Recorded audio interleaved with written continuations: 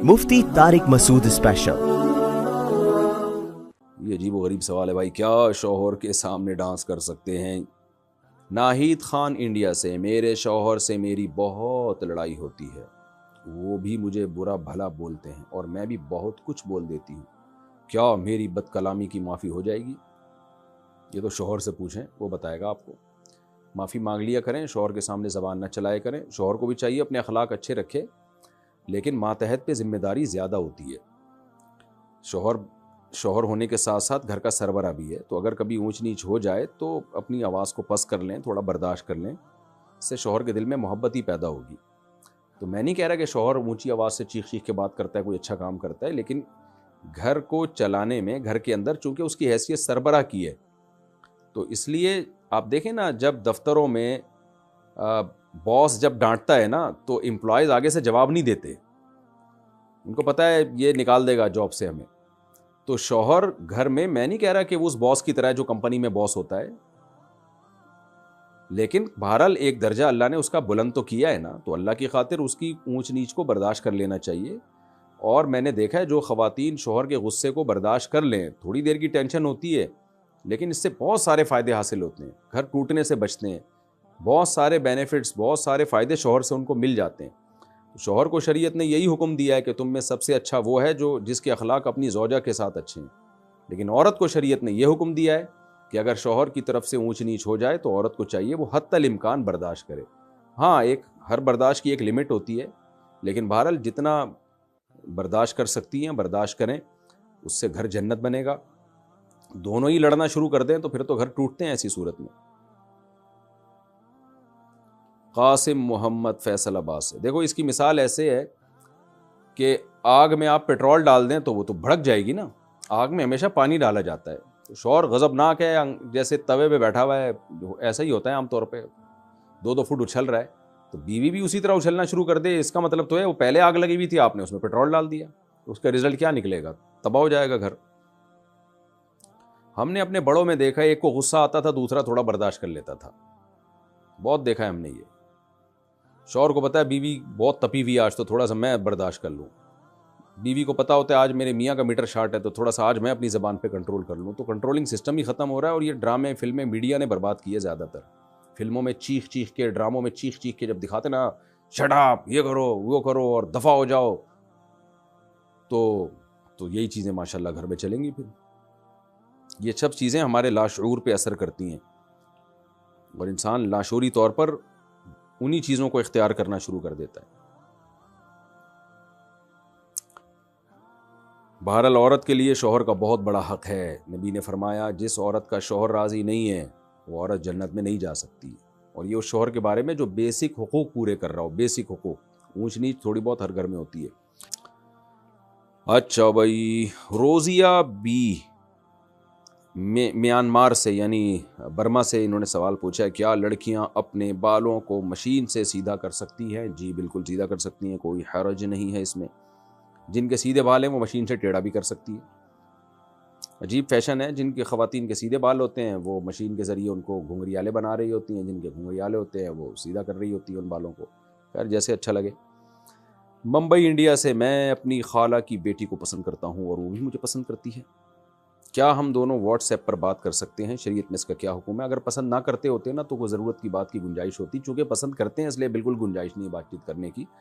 आप निकाह कर लें उससे, निकाह हो जाए फिर आप बातचीत करें। निकाह नहीं है तो आपके लिए नामहरम है और फितने का शदीद ख़तरा है इसमें, आपकी डिज़ायर्स उसके लिए, उसकी ख्वाहिशात आपके लिए, तो यही तो गैर महरम से जायज़ नहीं है ऐसा रिश्ता, आपके लिए जायज़ नहीं है व्हाट्सएप पे उससे बातचीत करना। ये पैकेज आपके लिए तो है ही नहीं, वैसे तो किसी के लिए भी नहीं है अपनी खालाजाद बहन से बेतकल्लुफ़ होना, क्योंकि वो सगी बहन नहीं होती, लेकिन बहरहाल ज़रूरत के वक्त बात करनी पड़ जाती है बाज़ दफ़ा। लेकिन आपका तो क्योंकि एक दूसरे की तरफ मैलान है, आपके लिए तो ज़रूरत के वक्त भी बात सही नहीं है, बल्कि किसी के ज़रिए से कोई बहुत ज़रूरी बात भी हो तो किसी ज़रिए से पैगाम दिलवाएं आप, कि आपके ख़राब होने का बहुत ख़तरा है, बहुत ख़तरा। उवैस साहब कश्मीर से कहते हैं, क्या शादी से पहले लड़का और लड़की के नाम का जोड़ देखना ज़रूरी है? नाम का कोई जोड़ वोड़ नहीं होता। बाज़ दफ़ा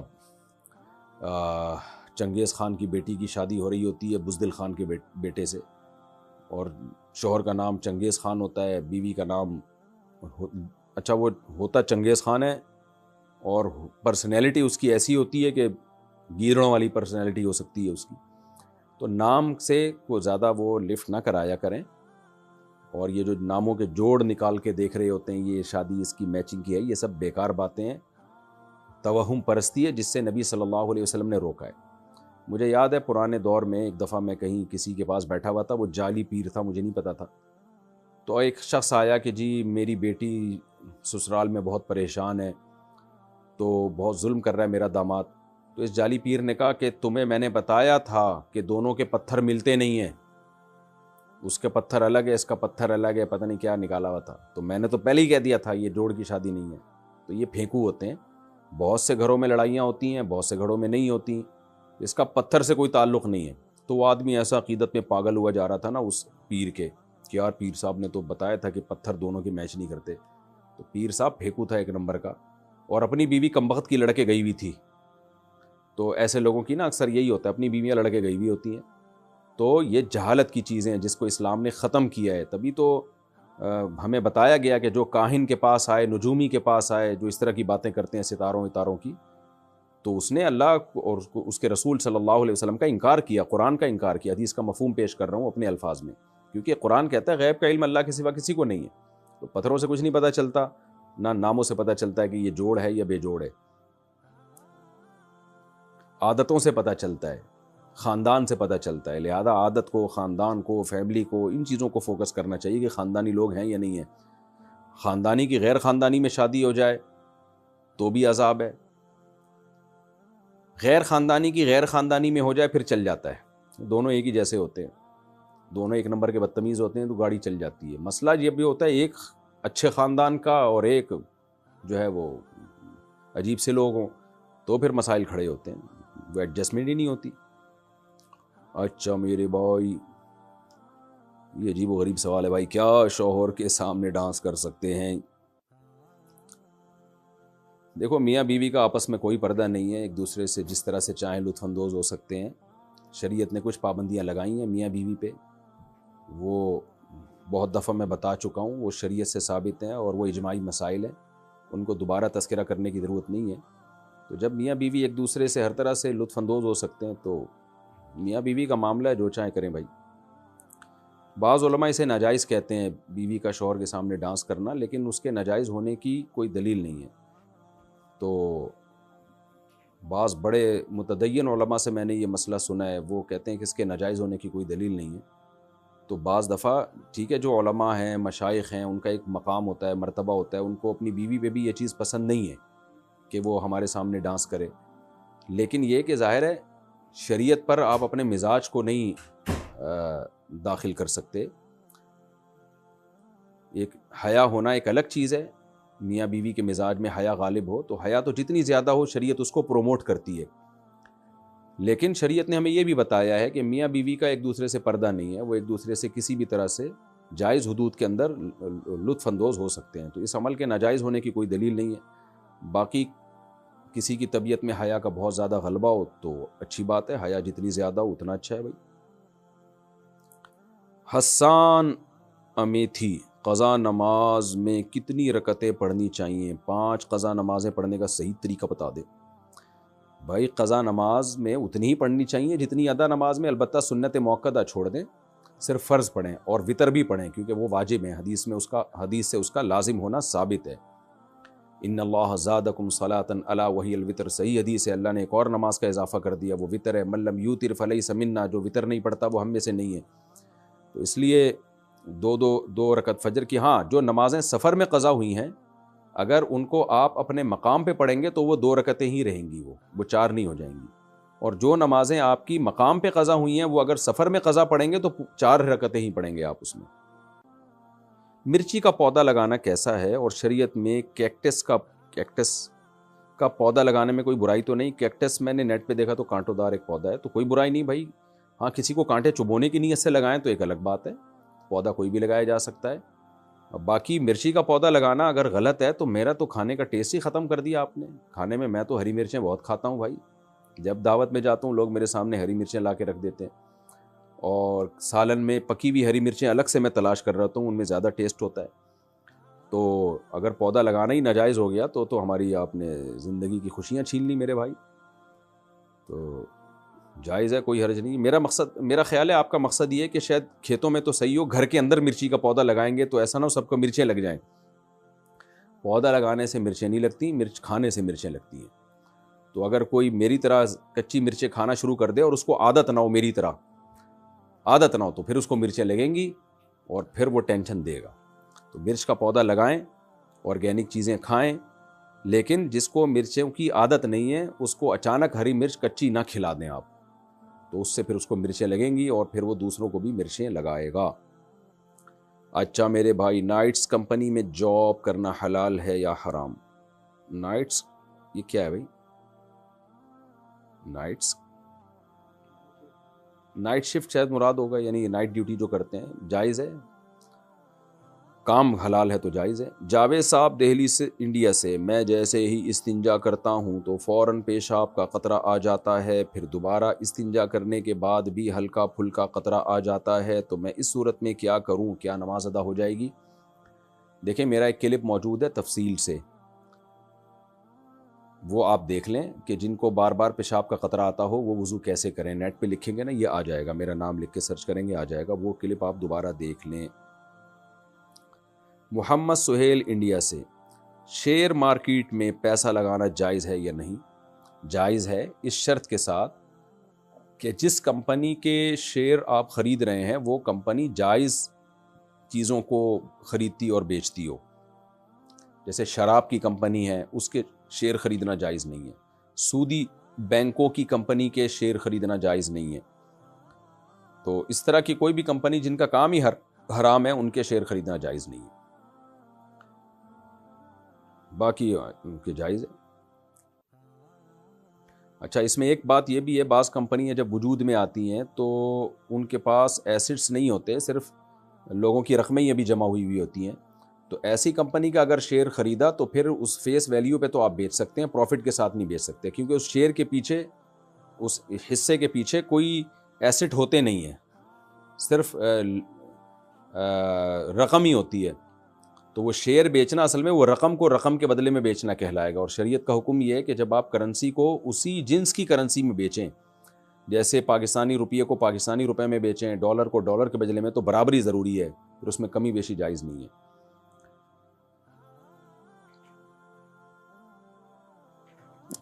اور اگر اس کمپنی کے ایسٹس ہیں، جیسے عام طور پہ کمپنیوں کے ہوتے ہیں، وجود میں آ گئی ہے، اس کے پیچھے یعنی کچھ چیزوں کی خرید و فروخت کر رہی ہے، پھر شیئر کو آپ نفع اور نقصان پہ بیچ سکتے ہیں، لیکن شیئر پہ قبضہ ہونے کے بعد، یعنی وہ آپ کے نام ٹرانسفر ہو جائے.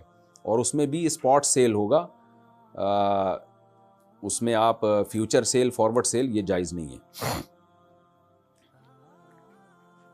کیا بغیر وضو کے موبائل میں قرآن شریف پڑھ سکتے ہیں؟ جی. اظہر صاحب عمر کوٹ سے، کیا امام کے پیچھے سمیع اللہ لمن حمیدہ کہہ سکتے ہیں؟ کسی نے کہہ دیا تو گناہ نہیں ہے، لیکن خلاف سنت ہے. امام کہے گا سمیع اللہ لمن حمیدہ، آپ صرف یہ کہیں گے ربنا لک الحمد، یا ربنا لک الحمد حمدا کثیرا طیبا مبارکا فی، یہ بھی کہہ سکتے ہیں. زوجہ منصور، کیا بخاری شریف کو حیض یا نفاس کی حالت میں پڑھا یا ہاتھ لگایا جا سکتا ہے؟ جی جا سکتا ہے. احتیاط، اگر کوئی بہت زیادہ حدیث کا ادب کرے تو بہت اچھی بات ہے، لیکن بہرحال جائز ہے. کیا حافظ قرآن پینٹ شرٹ پہن سکتا ہے؟ آج کل تو مارکیٹ میں بہت، ہمارے بچپن میں ایک حافظ قرآن تھا، پہلے رواج ہی نہیں تھا کوئی حافظ قرآن پینٹ بھی پہنے. وہ اسنوکر کھیلتا، ڈبو کھیلتا اور پھر پینٹ شرٹ بھی پہنتا، تو اس کو لوگ ڈسکو ملا کہتے تھے. تو دیکھیں علماء کا لباس ہمیشہ سے ڈھیلا ڈھالا رہا ہے. سعودی عرب میں آپ جائیں، وہاں کے علماء جبہ پہنتے ہیں. مسقط کے علماء ایک خاص قسم کی عبایا جبہ ہے، بڑا خوبصورت ہوتا ہے. قطر میں، پوری دنیا میں ایسا ہی ہے. تو یہاں پاکستان میں علماء مشائخ اکثر شلوار قمیض پہنتے ہیں، کلیوں والا کرتا پہنتے ہیں. تو لباس اپنے کلچر والا ہی پہننا چاہیے، اور وہ لباس جو علماء صلحاء میں رائج ہو.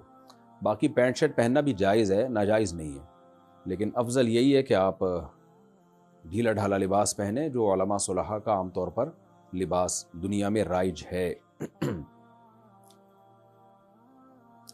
احمد صاحب انڈیا سے، اگر بتی پر دم کر کے پڑھنا کیسا ہے؟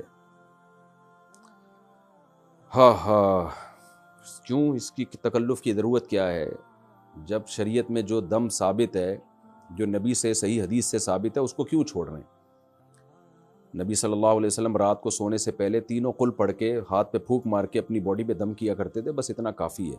ان چیزوں میں آپ جتنا آگے جائیں گے وہم کا دروازہ کھلتا چلا جائے گا۔ میں نے ایسے لوگ بھی دیکھے کہ وہ پہلے یوں دم کرتے ہیں، سورہ فلق سورہ ناس پڑھ کے یوں کیا، پھر وہ انگوٹھے تک اپنے ہاتھ پہنچا رہے ہوتے ہیں، پھر پشت پہ بھی جہاں ہاتھ نہیں جا رہا وہاں بھی، کہ ایسا نہ ہو یہ جگہ رہ گئی تو یہاں کوئی جن چڑیل بھوت نہ چمٹ جائے۔ پھر جب ان کو تسلی نہیں ہوتی تو پنکھے پہ پھونک مارتے ہیں تاکہ وہ دم کی ہوا سب جگہ پھیل جائے۔ تو لا تشددوا فیشدد اللہ علیکم، حدیث میں آتے ہیں اپنے اوپر مشکلات پیدا نہ کرو تو آسانیاں پیدا کرو، جتنا شریعت نے بتا دیا دم بس اتنا کافی ہے۔ بعض لوگ عجیب طریقے سے چھو کر رہے ہوتے ہیں نمازوں کے بعد، اور دوسرے پہ بھی چھو مار رہے ہوتے ہیں۔ بعض خواتین ایسا کرتی ہیں، رات کو سونے سے پہلے یوں دم کیا، پھر شوہر پہ بھی پھونک ماری، پھر بچوں میں ایک پہ اٹھا کے پھونک ماری۔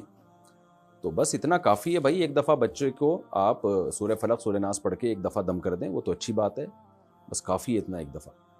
زیادہ اس میں وہم کرنا، اٹھ کے رات کو پھونکے مارنا اور پنکھوں میں پھونکے مارنا، یہ نہیں دیکھ رہے ہوتے کہ ایگزاسٹ فین لگا ہوا ہے، وہ ساری پھونک باہر نکل گئی ہے آپ کی۔ اب یہ وہمی لوگ میری یہ بات سن کے اور ٹینشن میں آ جائیں گے کہ یار ہماری تو ساری پھونکیں ضائع ہو گئی، مفتی صاحب نے تو ہماری پھونک ہی نکال دی۔ جتنا وہم کرو گے اتنا پاگل ہو جاؤ گے۔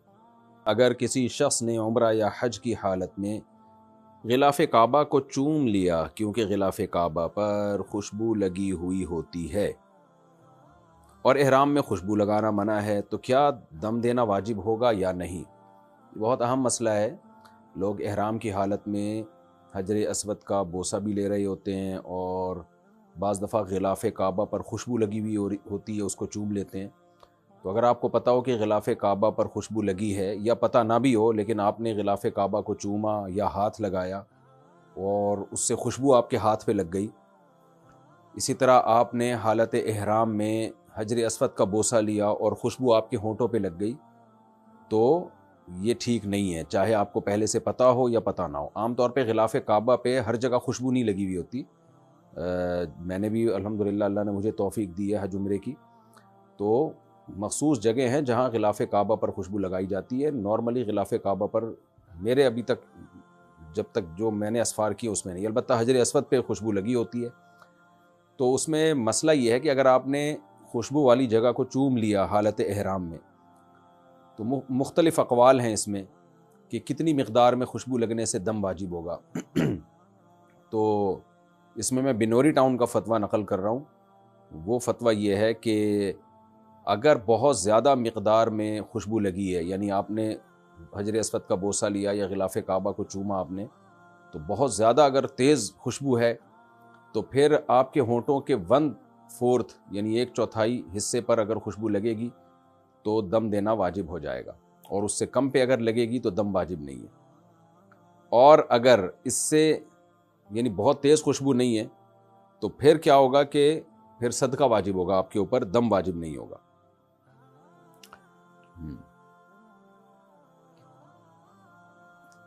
اگلا سوال ہے جی، اچھا صدقے سے کیا مراد ہے؟ صدقہ فطر، صدقہ فطر کا مطلب 2.25 کلو گندم، اور بعض علماء کے نزدیک 2.25 کلو گندم کی قیمت۔ تو خلاصہ کیا نکلا کہ اگر 1/3 عضو پر خوشبو لگ جائے، تیز خوشبو، 1/4 عضو پر تیز خوشبو لگ جائے تو دم واجب ہوگا۔ اگر 1/3 عضو سے کم پہ تیز خوشبو لگی ہے تو دم واجب نہیں۔ اور اگر خوشبو ہلکی ہے، عام طور پر میرا خیال ہے ہلکی خوشبو ہی ہوتی ہے، ایسی نہیں ہوتی کہ آپ نے حجر اسود کو بوسہ دیا تو آپ کے ہونٹ سے بہت تیز خوشبو آنے لگے، تو پھر پورے ہونٹوں پہ جب تک وہ نہیں لگے گی اس وقت تک دم واجب نہیں ہوگا، یا پورے ہاتھ پہ جب تک نہیں لگے گی دم واجب نہیں ہوگا۔ تو ایسی صورت میں صدقہ واجب ہے۔ صدقہ کا مطلب 2.25 کلو گندم یا 4.5 کلو کھجور وغیرہ کے بقدر جو ہے آپ ریال صدقہ کر دیں۔ ویسے بھی جب ہم حج یا عمرہ کرتے ہیں نا تو واپسی پہ یعنی احرام سے نکلنے کے بعد چند ریال صدقہ کر دینے چاہیے، تاکہ احرام کے خلاف کوئی کام اگر ہم سے ہو گیا ہو تو اس صدقے سے اس کی تلافی ہو جائے۔ اور یہ نیت کر لینی چاہیے کہ مجھ سے کوئی احرام کی پابندیوں میں کچھ مخالفت ہو گئی ہو تو یہ اس کی یعنی اس کی تلافی ہوگی اس سے۔